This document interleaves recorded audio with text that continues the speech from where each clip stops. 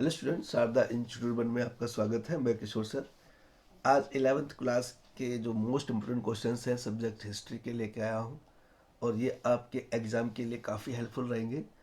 तो आप जल्दी से इसको अपनी कॉपी या रजिस्टर में नोट डाउन कर लें और इसको रिवीजन कर लें। और आई होप, मुझे उम्मीद है कि आप अपने एग्ज़ाम में अच्छे नंबर से पास होंगे। तो आप उनमें उनमें ये आपके क्वेश्चंस बहुत हेल्प करेंगे। तो आप जल्दी से इसको नोट डाउन करें। और मैंने सभी क्वेश्चनों को उनके मार्क्स के अकॉर्डिंग ही इसमें सेटअप किया है। सबसे पहले हमने रखे हैं 2 मार्क्स वाले, 4 मार्क्स वाले और 8 मार्क्स वाले, और उसके बाद हमने रिवाइज्ड क्वेश्चंस आंसर्स रखे हैं कुछ जो आपके लिए बहुत ही इम्पोर्टेंट्स हैं। चलिए हम डिस्कस करते हैं फटाफट। इनको अपनी कॉपी में नोट डाउन कर लीजिए।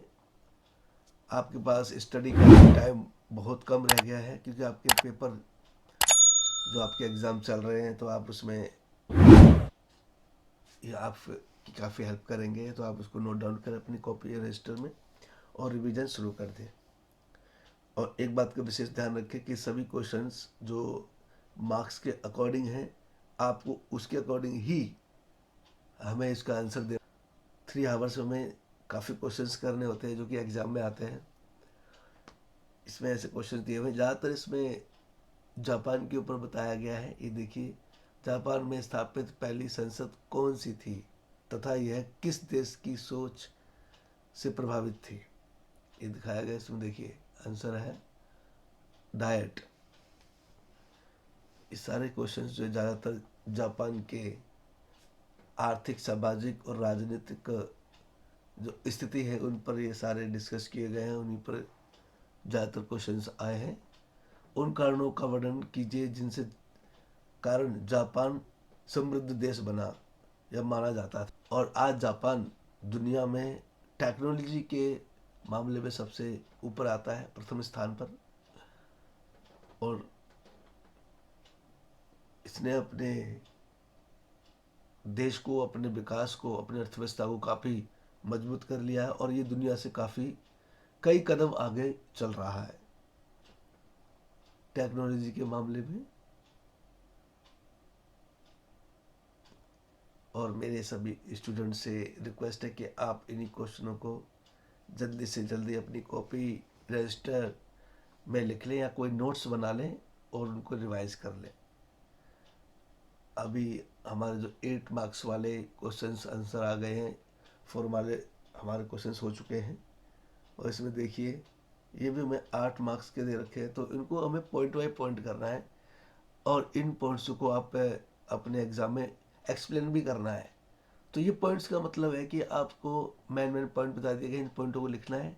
ब्लैक पेन से, ब्लैक बॉल पेन होना चाहिए और उसको अंडरलाइन करके उसके बारे में 2 या 1 लाइनें अपनी तरफ से आप लिख सकते हो।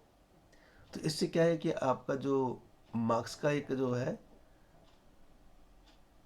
जैसे 8 मार्क्स का है तो अब उसको आप में 6 मार्क्स मिलने के पूरे पूरे चांसेस हो जाते हैं अगर हम क्वेश्चनों को पॉइंट बाई पॉइंट लिखेंगे। इसे थोड़ा एग्जाम में काफ़ी कुछ चेंज हुआ है कि क्वेश्चन हमें किस तरीके से देने हैं, पॉइंट बाई पॉइंट देने हैं तो पॉइंट ही लिखने हैं।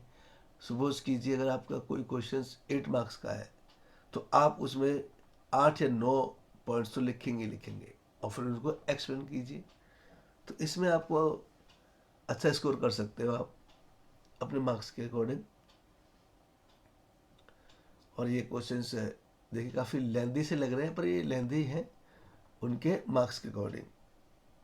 ये 8 मार्क्स का है तो 100 to 150 तक तो काफ़ी हमें वर्ड लिखने पड़ते हैं इसमें। जापान और चीन ने आज़ाद और आधुनिक राष्ट्र बनने के लिए बिल्कुल अलग अलग रहे। ये क्वेश्चन देखिए कंप्लीट हो चुका है, नेक्स्ट क्वेश्चन आने वाला है। तो इसमें आप विशेष ध्यान रखेंगे कि जो क्वेश्चन आंसर है वो पूरा लिखें, इसको छोड़े नहीं। और आपकी राइटिंग जो बहुत इम्पोर्टेंट है फॉर एग्ज़ाम में, नीट एंड क्लीन होनी चाहिए। क्वेश्चंस को आप ना लिखें, केवल क्वेश्चन नंबर डाल दें। सपोज कीजिए कोई क्वेश्चन नंबर आप 8 कर रहे हैं और आपने डाल दिया 1, तो इससे क्या है, एग्जामर अपने क्वेश्चन पेपर से मैच करेगा कि ये तो क्वेश्चन नंबर 1 है और इसने लिखा है कुछ और, तो वो आपका आंसर गलत हो जाएगा। अगर आप पहले आप क्वेश्चन नंबर 8 कर रहे हैं तो 8 ही उसका आंसर नीचे लिखें। कैसे करना है बताता हूँ। देखिए, अगर आप क्वेश्चन नंबर 5th कर रहे हैं तो आपको लिखना है क्वेश्चन 5th, आगे 2 लाइन छोड़नी है। अगली तीसरी लाइन में जो आपको लिखना है वो लिखना है प्रश्न नंबर 5th जो आप कर रहे हैं, और फिर उसको आपको आंसर देना है। और आंसर आपको ब्लू पेन से ही देना है, कोई दूसरा पेन यूज ना करें, क्योंकि इसमें क्या है, एग्जामर में ये देखिए काफ़ी लॉन्ग क्वेश्चन है। अगला क्वेश्चन आ गया हमारा, पश्चिमी ताकतों द्वारा पेश की गई चुनौतियों का सामना छिंद राजवंश ने कैसे किया। जो छिंद राजवंश थे उन्होंने जो पश्चिमी चुनौतियाँ थी उनसे कैसे मजबूती से और अपनी दृढ़ता से उनका सामना किया और उन पर उन्होंने विजय भी पाई। तो आप मैं जितने भी सभी स्टूडेंट्स को देख रहे हैं उनको नोट डाउन कर लें और उनको रिवाइज कर लें। एग्ज़ाम में आपकी हेल्प हो जाएगी काफ़ी, क्योंकि आप ज़्यादा सिलेबस पढ़ना आपके लिए पॉसिबल नहीं है। तो आप जल्दी से जल्दी इसी को ही रिवाइज कर लें और अपनी तैयारी रखें पूरी। और मेरे जो नए स्टूडेंट्स हैं उनसे रिक्वेस्ट है कि आप इस चैनल को लाइक, सब्सक्राइब और शेयर कर लें और बेल आइकन पर क्लिक कर लें, जिससे कि मेरे आने वाले नई वीडियो का नोटिफिकेशन आपको सबसे पहले मिल जाए। देखिए ये क्वेश्चंस नेक्स्ट जो हमारे आए हैं, क्या पड़ोसियों के साथ जापान के युद्ध और उसके पर्यावरण का विनाश तीव्र औद्योगिकरण की जापानी नीति के चलते हुआ। ये भी एक बहुत इम्पोर्टेंट क्वेश्चन है कि जो उनकी औद्योगिक की जापानी नीति थी उसके कारण इनका विनाश हुआ या उसमें एक बहुत बड़ा हाथ रहा। ये 8 मार्क्स का हमारा जो आंसर है, ये देखिए काफ़ी लेंथी लग रहा है, तो आप इसको पूरा नोट करें, किसी भी आंसर को स्किप ना करें और इस वीडियो को पूरा देखें आप, और अपनी कॉपी में इसको नोट डाउन कर लें। आप इसको स्टॉप कर करके ही नोट डाउन कर सकते हैं, क्योंकि मेरा गला ख़राब है, मैं बोलने में थोड़ी प्रॉब्लम है, तो आप इसको लिख लें क्योंकि मैं समझा नहीं पाऊँगा इनको, और आप इसको रिवाइज कर लें। और आपको किसी भी सब्जेक्ट से, किसी भी टॉपिक से आपको कोई प्रॉब्लम है तो आप मुझे कमेंट कर सकते हैं, तो मैं उसको शॉर्ट आउट करने की पूरी पूरी कोशिश करूँगा। और किसी सब्जेक्ट के आपको नोट्स चाहिए, इम्पोर्टेंट क्वेश्चन चाहिए, तो आप मुझे कमेंट सेक्शन में टाइप करके भेज सकते हैं, उसको भी मैं अपलोड करने की पूरी कोशिश करूँगा।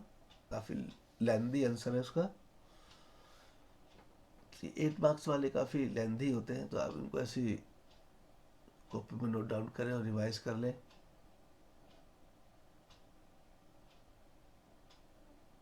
उस चैप्टर के कुछ शॉर्ट क्वेश्चंस हैं जो 2 अंक वाले हैं हमारे, जैसे नेटिव शब्द का अर्थ स्पष्ट कीजिए। एक ऐसा व्यक्ति जो अपने ही मौजूदा निवास स्थान में ही पैदा हुआ था मूल निवासी कहलाता है। ये 2 मार्क्स वाले हैं, तो उसको आपको ऐसे ही आंसर देना है। और ये देखिए, कनाडा और न्यूजीलैंड शब्द की उत्पत्ति किस प्रकार हुई संपेक्ष में स्पष्ट कीजिए। तो कनाडा और न्यूजीलैंड है, तो उसकी उत्पत्ति कैसे हुई, किस शब्द से हुई बताइए, तो उसको एक्सप्लेन करना है इसमें। हमारे 4 मार्क्स वाले अब स्टार्ट हो गए हैं। ये भी हमारे काफ़ी बहुत ही इम्पोर्टेंट क्वेश्चंस हैं। ये देखिए, इसमें अमेरिका के मूल निवासियों की किन्हीं 5 महत्वपूर्ण विशेषताओं का वर्णन करने के लिए कहा गया है। नेक्स्ट क्वेश्चन देखिए, ये भी हमारा बहुत इम्पोर्टेंट क्वेश्चन है। ऑस्ट्रेलिया में मानव निवास के इतिहास का वर्णन करते हुए वहाँ के मूल निवासियों की विशेषताओं लिखिए कि वहाँ की मूल जो विशेषताएं क्या थी मूल निवासियों की। ये काफ़ी इम्पोर्टेंट क्वेश्चन है। उत्तरी अमेरिका में औद्योगिक विकास किस कारणों से हुआ, क्या ऐसे कुछ उद्देश्य रहे, कुछ मांगे रही जिनसे वहाँ की जो औद्योगिक विकास हुआ, उसमें से कि हमारे कारखानों की संख्या में वृद्धि हुई, बड़े पैमाने पर आर्थिक उन्नति की गई। तो ये वहाँ के कुछ महत्वपूर्ण पॉइंट्स थे जिनसे वहाँ का उनका विकास हुआ। ये संयुक्त राज्य अमेरिका द्वारा अपने विस्तार के बारे में बताया गया है। अभी देखिए हमारे 8 मार्क्स वाले क्वेश्चन आंसर्स स्टार्ट हो चुके हैं।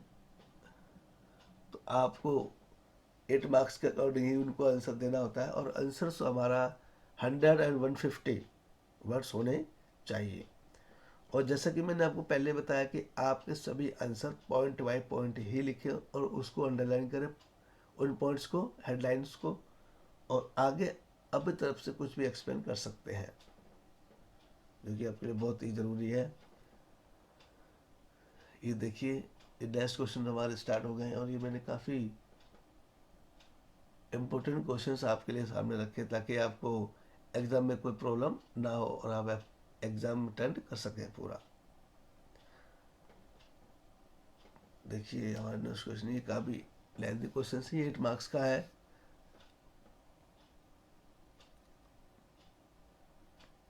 ये नेक्स्ट क्वेश्चन है, दक्षिण और उत्तरी अमेरिका के मूल निवासियों के बीच के फ़र्कों में या फ़र्कों से संबंधित किसी भी बिंदु पर टिप्पणी कीजिए। तो दक्षिण और उत्तरी अमेरिका के जो मूल निवासी थे उनमें क्या फ़र्क था उनके बीच में, उन पर हमें कुछ प्रकाश डालना है, इस क्वेश्चन के माध्यम से बताना है। नेक्स्ट क्वेश्चन आ गया है, देखिए, आप 19वीं शताब्दी के संयुक्त राज्य अमेरिका के अंग्रेजी के उपयोग के अतिरिक्त अंग्रेजों के आर्थिक और सामाजिक जीवन की कौन सी विशेषताएं देखते हैं, बताइए। 19वीं शताब्दी के बारे में ऐसे पूछा गया है अमेरिका के बारे में, तो उसके बारे में यहाँ पर डिस्कस किया गया है और आप इसको अच्छी तरीके से रिवाइज करके एग्ज़ाम में जाएं क्योंकि आपके लिए काफ़ी हेल्पफुल होने वाले हैं सभी क्वेश्चंस। अमेरिका के लिए फ्रंटियर के क्या मायने थे उसको एक्सप्लेन करें और ये 8 मार्क्स का हमारा आंसर है। ये देखिए काफ़ी लेंदी है, तो आप इसको ऐसे ही अपनी कॉपी में नोट डाउन करें।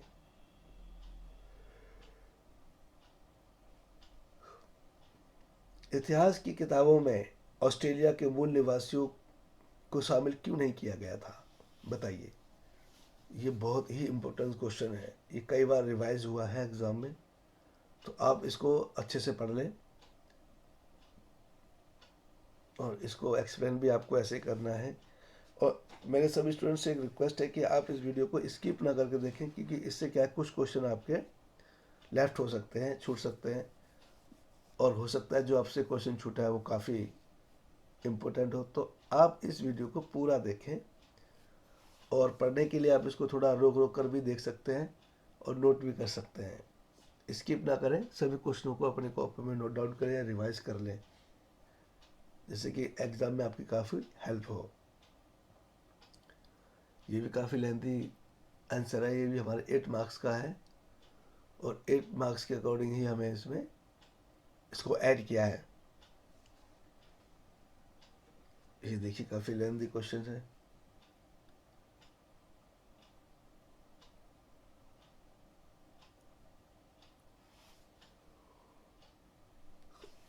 और जल्दी ही मैं अपने सभी स्टूडेंट्स के लिए और मोस्ट इम्पोर्टेंट क्वेश्चंस लेके आने वाला हूँ अदर सब्जेक्ट। अगर किसी स्टूडेंट्स को और भी किसी सब्जेक्ट्स के रिलेटेड मोस्ट इम्पोर्टेंट क्वेश्चन चाहिए तो आप मुझे कमेंट कर सकते हैं, मैं वो भी अपलोड कर दूँगा, जिससे कि एग्ज़ाम में आपको काफ़ी हेल्प मिले। ये देखिए नेक्स्ट क्वेश्चन फिर आ गया हमारा, ये भी हमारा 8 मार्क्स का है और ये काफ़ी इम्पोर्टेंट क्वेश्चंस लग रहा है हमारे।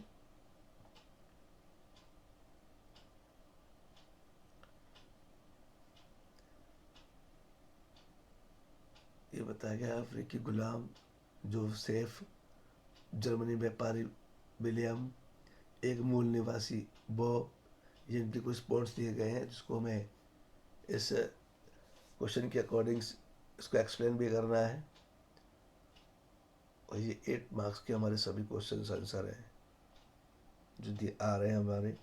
चीनी मजदूर ली तुंग कौन थे, उनको उनके बारे में बताइए, एक्सप्लेन कीजिए, इनके बारे में विस्तार से बताइए। इस तरीके के क्वेश्चन भी हमें दे सकते हैं 2 मार्क्स या 4 मार्क्स में। अगला है हमारा जो चैप्टर, बदलती हुई संस्कृति परंपरा, ये उनके महत्वपूर्ण क्वेश्चंस हैं इसमें देखिए सबसे पहले हमने 2 अंक वाले जो हमारे हैं उनको लिया है। इसमें जो क्वेश्चन हैं सभी बहुत इम्पोर्टेंट हैं। ये देखिए बताएगा यथार्थवाद से आप क्या समझते हैं, 15वीं शताब्दी में किन लोगों को मानवतावादी कहा गया। और नेक्स्ट क्वेश्चन देखिए दिखाया है सूर्य केंद्रित सौरमंडलीय सिद्धांत क्या है, मार्टिन लूथर किंग कौन थे। इनके क्वेश्चन काफ़ी इंपॉर्टेंट होते हैं, मार्टिन वाले ध्यान रखिए। इनके लोकोइंशन भी आपको करने हैं। 4 नंबर्स वाले हमारे आ गए हैं। देखिए विज्ञान और दर्शन के क्षेत्र में अमेरिको के योगदान की व्याख्या कीजिए। ये क्वेश्चंस काफ़ी इंपॉर्टेंट है। मध्यकालीन यूरोपीय जापान में महिलाओं की स्थिति स्पष्ट कीजिए। मैं सभी स्टूडेंट से एक बात कहना चाहता हूँ कि आप किसी भी क्वेश्चन में या किसी भी जो चैप्टर में एक बात ध्यान रखें, महिलाओं से संबंधित कोई भी क्वेश्चन आए, कोई भी पॉइंट आए, उसे तुरंत लिख लीजिए। चाहे उनके विकास के बारे में, उनसे संबंधित शिक्षा या कोई भी जो टॉपिक्स हो, जैसे आंदोलन भी हो सकता है, तो वो उसको आप स्किप नहीं करना है, उसको ज़रूर करना है, क्योंकि महिलाओं के ऊपर सबसे ज़्यादा क्वेश्चंस आते हैं एग्ज़ाम में, और उसको ज़रूर लिखना है आपको। ये अभी देखिए हमारे 8 मार्क्स वाले क्वेश्चन आ चुके हैं। 14वीं शताब्दी को पुनर्जागरण का काल कहना कहाँ तक उचित है, स्पष्ट कीजिए।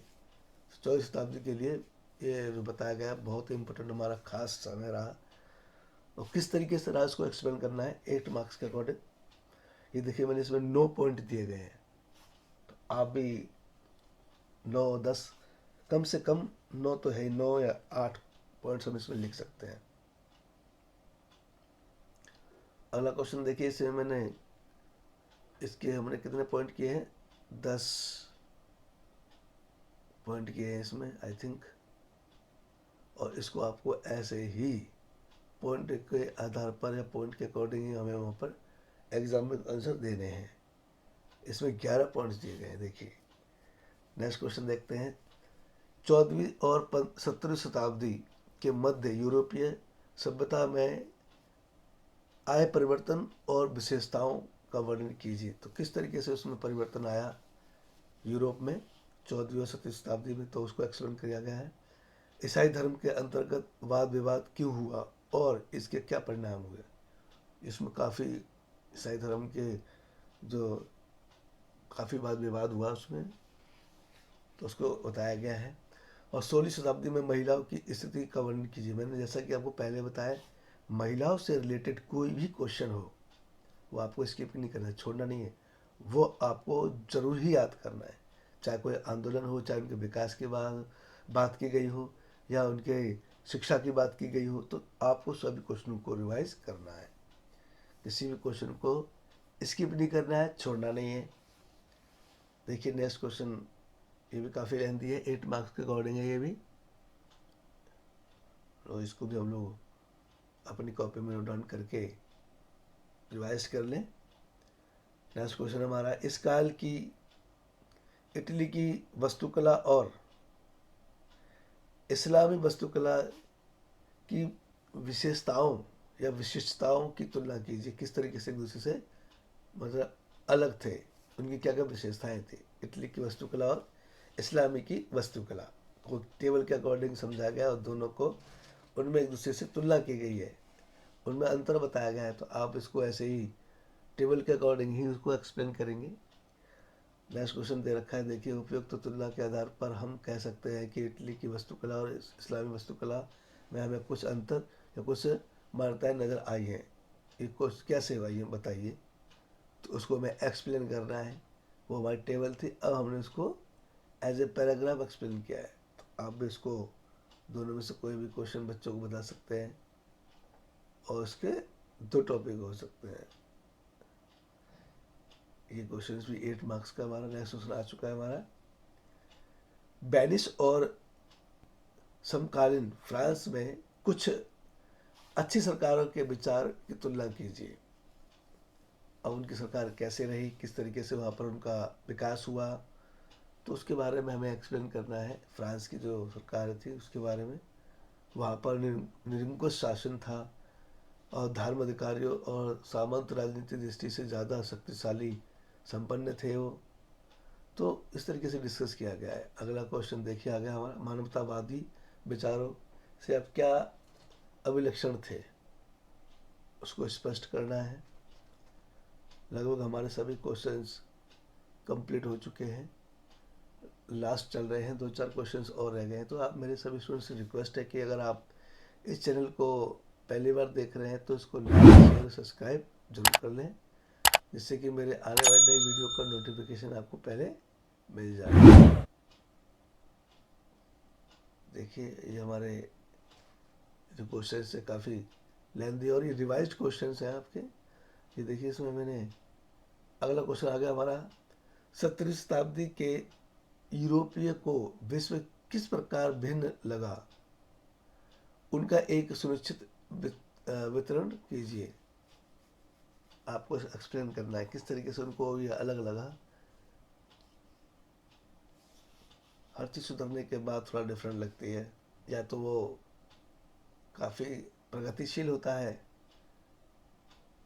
या विकसित हो जाता है।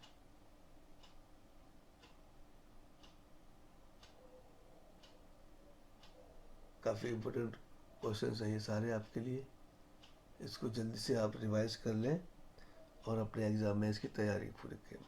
ये हमारे क्वेश्चन सारे कंप्लीट हो चुके हैं। और मेरे सभी स्टूडेंट से रिक्वेस्ट है कि आप जल्दी से जल्दी इसको अपनी कॉपी में या रजिस्टर में नोट डाउन करें और रिवीजन कर लें, और एग्ज़ाम के टाइम पे, ताकि इसको आपको कोई प्रॉब्लम ना हो। चलिए, आपके एग्ज़ाम के लिए वेरी बेस्ट ऑफ लक। जय भारत, जय हिंद।